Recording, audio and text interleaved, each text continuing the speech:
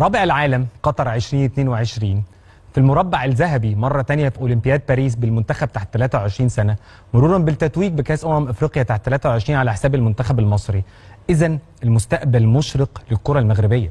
المستقبل بيقول إن في شغل، في ناس بتفكر، في ناس بتخطط، في ناس قررت إن المنتخبات الوطنية أعلى من الكل، في ناس قررت إن هي تكمل مشوار وتبص للمستقبل.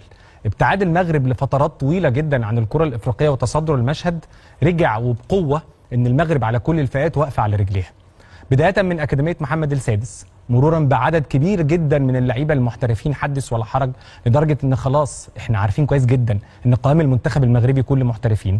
كمل على نجاحهم في فكرة التجنيس بوجود إبراهيم دياز تحديدا نجم ريال مدريد اللي ما راحش لعب لمنتخب أسبانيا بس لعب لمنتخب المغرب. قدرتهم على إقناع الكل بمشروع أسود الأطلس يقول إن الناس دي ماشية صح. الحكاية في المنتخب الأولمبي بدأت من كام شهر، بدأت في آخر فبراير لما فجأة الجامعة المغربية لكرة القدم قررت إقالة عصام الشرعي المدير الفني اللي قدر يفوز بكأس الأمم الأفريقية مع منتخب المغرب وتعيين طارق السكتيوي. ساعتها البيان اللي طلع قالت فيه لجنة الانتقاء في الجامعة المغربية المسؤولة عن المنتخبات. لجنة الانتقاء المسؤولة عن المنتخبات دي الناس اللي بتفكر للمنتخبات، إن تنظيم العمل بين الجهاز الفني للمنتخب الأول عند وليد الركراكي غير متوافق مع تنظيم العمل مع عصام الشرعي، لأن كان بيحصل مشاكل كتير بين الشرعي والركراكي فيما يتعلق بانضمام لاعيبة المنتخب الأولمبي للمنتخب الأول.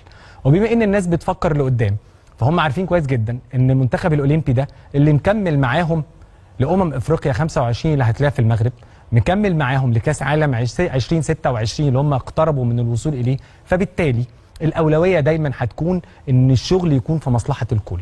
العلاقه الجيده جدا او علاقه الصداقه بين الركراكي والسكتيوي لدرجه ان السكتيوي كان مرشح انه يكون مدرب عام في جهاز الركراكي، لكن ساعتها كان عنده مسؤوليه لاحد الانديه، باينت جدا من التفاهم الكبير جدا اللي بينهم بعد تعيين طارق السكتيوي. بالمناسبه طارق السكتيوي لما تولى المسؤوليه وقبل ايام الاولمبياد كان بيتهاجم لان عنده مشكله في المساكين. الراجل عنده اسامه العزوزي، الراجل لعيب نص بولونيا بيلعبه سنتر باك، ما عندوش لعيبه كتير. الناس ما شافتش المنتخب الاولمبي في الوديات فبدات الناس تقلق على المنتخب الاولمبي، ولكن المنتخب الاولمبي المغربي النهارده بيكتسح الولايات المتحده الامريكيه 4-0 وبيوصل لسيمي فاينل اولمبياد باريس 2024. لما تيجي تبص على قائمة منتخب المغرب الأول المستدعاة لمواجهة زامبيا والكونغو من فترة قليلة جدا، هتلاقي فيها 6 لعيبة هم القوام الأساسي للمنتخب الأولمبي دلوقتي، 6 لعيبة بيلعبوا في الأولمبياد دلوقتي. تعال أقول لحضرتك: أسامة العزوزي نجم بولونيا، بلال الخنوس نجم جنك، أسامة ترغالين، أمير ريتشاردسون، إلياس بن صغير، إلياس أخوماش، دول 6 لعيبة بيتألقوا وبنشوفهم، ودي القائمة المستدعاة. بنشوف اللعيبه دي ازاي بتتالق، دي قائمه الاولمبياد بالتاكيد. 6 لعيبه بيروحوا مع المنتخب الاول من اصل من المنتخب الاولمبي. حط عليهم بقى اسماعيل سيباري لعيب اندهوفن لكن غاب عنهم في الاولمبياد لان الراجل ده فرقته ما رضتش تسيبه. شادي رياض لعيب كريستال بالاس وما راحش معاهم الاولمبياد لان فرقته رفضت تسيبه. فلك ان تتخيل ان الطبيعي ان في 8 لعيبه من المنتخب الاولمبي بيلعبوا اصلا في المنتخب الاول. ده مش احلال وتجديد، ده خلاص هم بقوا واحد. المنتخب الاولمبي بقى هو المنتخب الاول. حط بقى عليهم اشرف حكيمي، حط عليهم بقى حكيم زياش، حط عليهم رومان سايس، حط عليهم بقى أناحي، حط زي ما انت عايز تحط، لكن الفرقتين بقوا ميه واحده، الفرقتين بقوا ماشيين مع بعض، وده في مصلحه مين؟ في مصلحه الكره المغربيه بالتاكيد. الاهم من كده ان وليد الركراكي لما كانوا بيختاروا ال3 لعيبه اللي فوق السن كان ليه دور كبير جدا باعتباره على فكره المشرف على المنتخب الاولمبي. وليد الركراكي هو والسكتيوي اتفقوا على اختيار الثلاثي ده، وكان عندهم محاوله لاختيار ابراهيم دياز نجم ريال مدريد، والاثنين خدوا بعض وسافروا يقابلوا مسؤولي ريال مدريد لمحاوله اقناعهم ان سابوا لنا ابراهيم دياز يلعب معانا في الاولمبياد. لكن الناس في ريال مدريد قالت لهم لا، انتوا عارفين القصه دي مش مدرجه في الاجنده الدوليه، فبالتالي ابراهيم دياز ما راحش. فالنهارده الاثنين سافروا مع بعض، الاثنين مع بعض. عشان كده ما تستغربش بقى ابدا وانت بتتابع ردود الافعال وبتشوف بعينيك وليد الركراكي في المدرجات بتاعه الماتش الاول بين المغرب والارجنتين وهو بيدي تعليمات لواحد من اللعيبه يوصلها. بص شوف الفيديو ده اللي يلخص لك حاله التوافق اللي موجوده في الكره المغربيه دلوقتي. رشيد بن محمود المدرب العام مع وليد الرجراجي، وهو بردود افعالهم والماتش شغال، وكمان بيدوا تعليمات لواحد من اللعيبه عشان ينقل التعليمات دي بعد كده للجهاز الفني او للاعبين. ويمكن في ناس كتير قالت بعد مباراه اوكرانيا تحديدا ان ده ممكن ياثر على افكار طارق السكتيوي، لكن الناس كلها هناك متفقه. ممكن على فكره ناس تختلف على الشكل ده، ممكن ناس ما يعجبهاش الشكل ده، لكن في الاخر الناس كلها ماشيه على اسلوب واحد. عشان كده وانت بتتفرج على منتخب المغرب الاولمبي انت كوبي بيست من المنتخب الاول. منتخب المغرب هو بيدافع كانك شفت الماتش قبل كده، كانك شفت الماتش قبل كده. تعالى هوريكم حالات فنيه مهمه جدا جدا سريعا تشوف ان منتخب المغرب وهو بيدافع هو منتخب المغرب ده في الاولمبياد 4-4-2 في 20-25 ياردة. الناس ما بتهزرش، تقفيل تروح للي وراها، ده قدام الارجنتين في الاولمبياد. عشان تبص على المنظر بعد كده هيختلف ازاي. هنا نفس المنظر قدام اوكرانيا طبيعي، تعال نروح للي وراها. كل ده المنتخب الاولمبي، بس ده المنتخب الاول. في قطر 2022 ضد منتخب اسبانيا 4-4-2 هو مساحه صغيره، احنا عارفين بندافع منين بنرحل ازاي، لان اللي بيعمله الرجراجي بيعمله السكتيوي، لان الفرقه فيها 8-9 لعيبه بيلعبوا هنا وهنا. تعال نبص على اللي وراهم كمان في ال 4-1-4-1 ده المنتخب الاولمبي.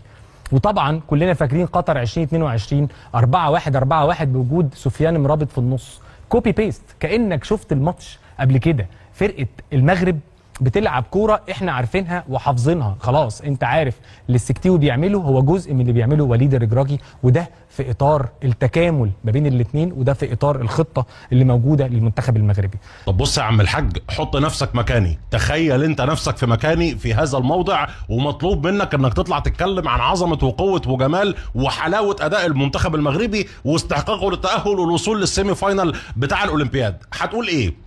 هتجيب كلام منين؟ هتشكر في مين ولا مين؟ هتتكلم كويس عن مين ولا مين؟ ما شاء الله، الله اكبر، اللهم صل على النبي. منتخب المغرب حاله تفرح وتشرح القلب، وتتفرج على اللعيبه تحس ان انت مبسوط وانت قاعد بتتفرج على الاداء العظيم اللي برغم ان هو كان اداء على المستوى الانفعالي اقل بكتير جدا من اللي اتلعب بيه دور المجموعات، الا انه كان اداء ذكي جدا، واثق جدا، هادي جدا، وباقل مجهود المنتخب المغربي دش من الامريكان في الدور الثمانيه وتاهل نصف نهائي الاولمبياد. اللهم صل على النبي، الله اكبر. طارق السكتيوي يعني انا بدات احس من جوايا ان اكبر نعمه حصلت للمنتخب المغربي في البطوله دي هي الخساره قصاد المنتخب الاوكراني، لان من بعدها في ذكاء كبير جدا في عمليه توزيع اللعب، في الطريقه اللي بيلعب بيها المنتخب المغربي، في القوه اللي هو بيأدي بيها. بس طالما وصلك الفيديو يا ريس مستني ايه؟ انزل اخبط اللايك المتين، ايوه انزل ادعس اللايك حالا بالا فعلا، ووصل الفيديو ده ل 50,000 لايك. ولو انت مش مشترك في القناه انزل اشترك وفعل الجرس عشان يوصلك جديدنا اول باول. عشان معاكم ممدوح نصر الله وبرنامج المدفع، والحديث عن تأهل تاريخي ومستحق للمنتخب المغربي إلى نصف نهائي الأولمبياد، وبدء رحلة البحث الفعلي عن ميدالية للمنتخب المغربي داخل بطولة أولمبياد باريس 2024. فيلا بينا نبدأ. يا عيني يا سيدي يا جماله يا روحي يا دلع يا قمر يا حلو يا عسل. ايه الكلام الجميل، ايه الحلاوة دي، ايه الطعامة واللذاذة دي. انت وانت بتتكلم عن طارق السكتيوي دلوقتي ما تتكلمش وانت قاعد، تقوم تقف تدي التحية للباشا. انت لسه هتتعرف وتهزر وهنتصاحب على بعض وهناخد على بعض وبتاع. قوم ادي التحيه للباشا فورا وقتي حالا بالا فعلا. الراجل ده اللي عمله مع المنتخب المغربي الاولمبي شيء لا يقل عظمه عن اللي عمله وليد الركراكي مع المنتخب الاول بالنسبه للمنتخب المغربي. بس هي دي حلاوه المشاريع، هي دي حلاوه ان انت تشتغل على نظافه، هي دي حلاوه ان انت يكون عندك خطه شغال عليها، وخلال الخطه دي بتحاول ان انت توصل لانجاز حقيقي. لان المنتخب المغربي سواء على مستوى الفئات العمريه الصغيره او المستوى الفئات العمريه الكبيره اللي حصل معاه في افريقيا اللي فاتت دي كانت الكبوه اللي الجواد بيقع فيها. لكن الطبيعي والمنطقي انه في المحافل الدوليه وفي المحافل الكبيره هيأدي بشكل ممتاز، هيقف على رجله، هيشرف اسم بلده، هيشرف اسم المغرب، هيخلي كل الجماهير مبسوطه وفرحانه وسعيده بكل حاجه بتتفرج عليها. وعلى سيره الجماهير معلش سيبني بقى، خلينا نحكي ونعبر ونريح ونرتاح على قولة الكابتن عصام الشوالي. الجماهير المغربيه في باريس بصراحه عامله عظمه. الواحد بيتفرج على ماتشات منتخب المغرب بيحس تحس ان الماتش بيتلعب في الدار البيضاء، اللي هو انت قاعد بتلعب ماتش مثلا قصاد الوداد في ملعبه، ولا قاعد بتلعب ماتش قصاد الرجاء في ملعبه، اللي هو تحس ان انت اوعى اوعى اوعى. الجماهير مع كل كوره للفريق الخصم بتزوم وبتعمل جو، حرفيا تحس ان هم اللعيب ال 12 في الملعب. فتحيه من القلب بصراحه للجماهير المغربيه الحاضره في الملاعب الفرنسيه، لان هي عامله شغل ممتاز جدا على مستوى التشجيع. منتخب المغرب بقى، طارق سكتيوي انا زي ما قلت لك في المقدمه احسن حاجه حصلت له على مستوى البطوله دي هي الخساره قصاد المنتخب الاوكراني. ليه؟ لان عدم التنظيم او قله التنظيم اللي كانت موجوده في المباراه الاولى قصاد المنتخب الارجنتيني برغم فوز المنتخب المغربي كانت حافز ان هو يعدل حاجات كتيره جدا على مستوى الخطه. اولا تقسيم الجهد بقى بيتم بشكل احسن بعد الخساره من المنتخب الاوكراني. ثانيا خلق التوازن ما بين الدفاع والهجوم، وفكره ان انا مش معنى ان انا كسبان فرق واحد ان انا ارجع الفرقه كلها في خط الظهر وابدا ان انا اقفل الملعب تماما والعب على ان فرق الهدف ده كافي واقدر ان انا انتصر من خلاله. لا، الراجل كان عنده رؤيه ان انا ما ينفعش ان انا اعمل ده، لازم اكون اذكى من كده، لازم ابدا ارتب اموري بشكل احسن. وعجبني بصراحه النهارده حتى وانا بتفرج على تعليق الكابتن جواد بدة، قال لك ان انا اتمنى نكون اتعلمنا من الدرس بتاع اوكرانيا، وقال الكلام ده بعد ما سجل المنتخب المغربي الهدف الاول عن طريق ضربه جزاء من سفيان رحيمي. ومعلش سيبنا اتكلم شويه عن سفيان رحيمي، عشان سفيان رحيمي الموسم اللي هو عامله ده موسم بالون دور. الراجل في 46 مباراه عنده 38 مساهمه تهديفيه ومسجل مش عارف 29 هدف، وعلى مستوى الاسيست صانع 8 ولا 9 اهداف، وعامل موسم تاريخي مع فريق العين الاماراتي وموسم تاريخي مع المنتخب المغربي. وحتى في لقطه ضربه الجزاء بص، سيبك من التنفيذ، سيبك من الطريقه اللي هو سدد بيها ركله الجزاء، انا اللي عاجبني في سفيان رحيمي في ركله الجزاء هو طريقه تحصله عليها. لان في الوقت اللي المدافع بتاع المنتخب الامريكي مش مدي اخوانه ومش حاسس ان في حاجه وراه، سفيان رحيمي طلع من تحت الارض من وراه وحط رجله في الكوره، فالواد بدل ما يشوط الكوره شاط رجل سفيان رحيمي، والحكم شافها ما احتاجش حتى ان هو يرجع للفار وقرر ان هو يصفر ضربه جزاء. ما هو ده ذكاء ملعب، ده ذكاء مهاجم، ده مخ مهاجم شغال حاضر وعارف كويس ايه اللي المفروض ان هو يعمله عشان يقدر ان هو يساند فريقه باحسن طريقه ممكنه. بس لو تقول لي ايه هو الفارق الرئيسي وايه هو العامل الرئيسي اللي صنع الفارق للمنتخب المغربي في المباراه اللي كانت قصاد المنتخب الامريكي النهارده، هقول لك الفارق الرئيسي بسم الله ما شاء الله يعني الثقه. لا لا لا لا، انا بحب اتفرج. بص لعيبه، يعني لما تتكلم على لعيبه منتخب المغرب اللي هو المنتخب الاول، فانت بتتكلم على لعيبه هي في اوروبا في الصف الاول. لما بنتكلم على المنتخب المغربي الاولمبي فاحنا بنتكلم في لعيبه هي في طريقها ان هي تروح للصف الاول، ولكن اللعيبه دي لسه ما عملتش الارضيه الكبيره اللي تسمح لها بده، يمكن باستثناء اشرف حكيمي. يعني اشرف حكيمي هو الوحيد اللي على مستوى اوروبا بيلعب في نادي درجه اولى، اثبت نفسه اكتر من نادي ما بين دورتموند، انتر، ريال مدريد، باريس سان جيرمان، لعب في كل الانديه الكبيره. لكن الثقه اللي بيلعب بيها اللعيبه يا جماعه مش طبيعي، مش طبيعيه. يعني النهارده زكريا الوحيدي مثلا ناحيه شمال، انا فوجئت ان هو زكريا الوحيدي مش زكريا الوادي، معلش انا اسف والله العظيم، انا كنت بسمع التعليق انجليزي في الماتشات اللي فاتت فما كنتش بسمع الاسم صح. شوف الراجل بيأدي دور الدفاعي بامتياز بشكل عامل ازاي. لكن مثلث الحلويات انا بحب اسميه كده، في حته كده في المغرب هي مثلث كده 3 لعيبه، ده المفروض نسميه مثلث الحلويات. مثلث الحلويات اللي موجود فيه الياس اخوماش، بلال خنوس، واحيانا بيميل معاهم امير ريتشاردسون. مثلث الحلويات ده لما بيشتغل بيعمل لك احلى كنافه وقطايف وبسبوسه ممكن ان انت تتفرج عليها في الملعب. بص السمبوسه الحلوه كما يجب ان تكون، هي دي السمبوسه اللي انت لازم تتفرج عليها، السمبوسه اللي فيها 3 اضلاع. الياس اخوماش بالعظمه اللي هو بيعملها على مستوى التمريرات، بلال خنوس وامير ريتشاردسون لما يميل معاهم، ويا سلام كمان لو اشرف حكيمي فتح في المساحه اللي في ظهر الدفاع ومستني الباص اللي هيجي له في ظهر اللعيبه دي. يا عيني تتفرج على المثلث ده تتكيف، تحس ان انت عملت دماغ، تحس ان وزنك زاد 4 كيلو، لانه ده كله حلويات وسكريات اساسا ومخليك قاعد بتتفرج على عظمه داخل الملعب. شوف المثلث ده كم كوره خطيره خلقها للمنتخب المغربي على مدار المباراه، وكم مره كان مدي افضليه شديده جدا للمنتخب المغربي على مستوى الطريقه اللي هو بيتحرك بيها للخط الامامي، خاصه في الشوط الاول اللي كانت المغرب بتحاول تفرض فيه السيطره والنفوذ وبتحاول فيه ان هي تاخد الافضليه بشكل دايم.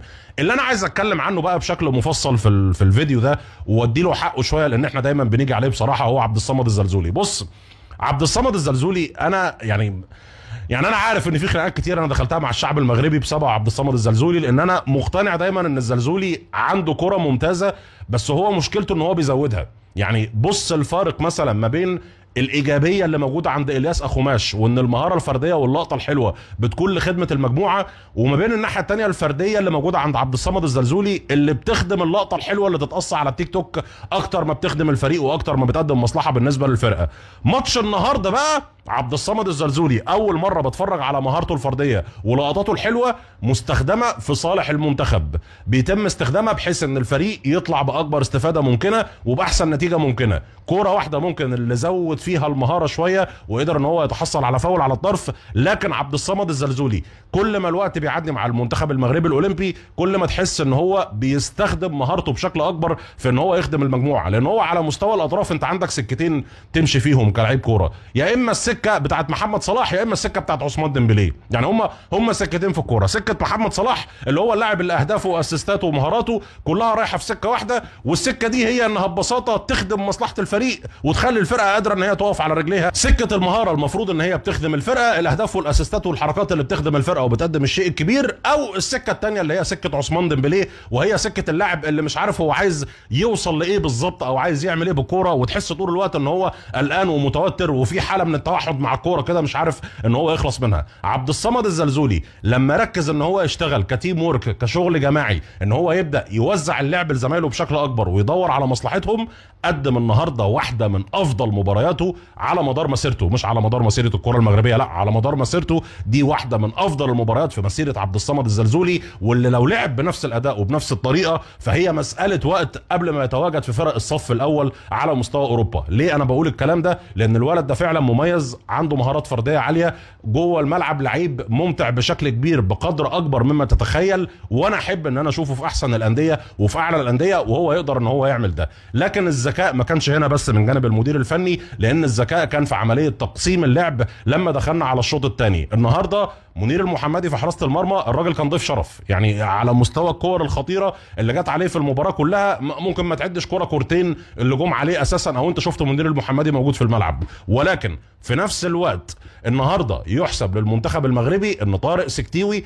قسم المباراه بشكل ممتاز جدا وحاول ان هو يقلل الاسترس على لعيبته بافضل طريقه ممكنه، خاصه في الشوط الثاني لما بدات عمليه تقسيم المجهود، فشفنا المنتخب الامريكي بيسيطر على الكوره ولكن بدون خطوره فعليه، وفي نفس الوقت استفزاز لعيبه امريكا، لان لعيبه امريكا الناحيه الثانيه برضو في حاجه لازم تعرفها، لجأوا للضرب بشكل شديد جدا. يعني مع احترامي بصراحه حكم مباراه النهارده كان حكم ضعيف، يعني في فاول على بلال خنوس اول ما فتح بقه قام مديله انذار. بلال خنوس مش هيلعب الماتش الجاي للاسف، ودي خساره كبيره بالنسبه للمنتخب المغربي، لكن نفس الحكم لعيبه امريكا نازله ضرب وتكسير في لعيبه المغرب وعادي جدا، ولا خد رد فعل ولا عمل اي حاجه، وكويس ان السكتيوي كان واخد باله من الموضوع ده وكان منبه على لعيبته ان ما حدش يعترض ويسيبوا الحكم يشتغل براحته. الشوط الثاني لعيبه امريكا بدات تستفز، بدات تخرج عن شعورها، بدات تخرج من مناطقها، بدانا نشوف المساحات موجوده في خط الظهر، شفنا الهدف الثاني، الهدف اللي بيتسجل عن طريق الياس اخوماش بصناعه من عبد الصمد الزلزولي بيتم بشكل ممتاز جدا، وطبعا فدادين المساحات اللي كانت موجوده واللي استغلها اشرف حكيمي باحسن طريقه ممكنه، وقرر ان هو يزرع الهدف الثالث للمنتخب المغربي بطريقه اكتر من ممتازه وبفينش ولا اروع. الراجل ما شاطش الكوره باقوى ما عنده، على العكس حطها كوره بطيئه ممله على الارض في زاويه عشان عارف ان حارس المرمى ضعيف في النقطه دي، وقدر ان هو يسجل الهدف الثالث للمنتخب المغربي واللي حسم كل حاجه بالنسبه للمغرب. فبصراحه من كل قلبي مبروك للشعب المغربي، مبروك للمنتخب المغربي، مبروك لرجاله المغرب، مبروك لاسود الاطلس، قدمتوا ماتش تاريخي عظيم جدا جدا جدا، واثبتوا للمره المليون ان انتم محضرين كويس، مذاكرين كويس، وان في المحافل الكبرى والمحافل الدوليه العظمى المغرب لا تخذلك ابدا. شكرا لحضراتكم على حسن الاستماع وحسن المتابعه، وان شاء الله نتقابل بنفس النفسيه والروح العاليه دي بعد مباراه مصر وباراجواي الساعه 8 ونكون كسبانين وكلنا متواجدين في نصف النهائي.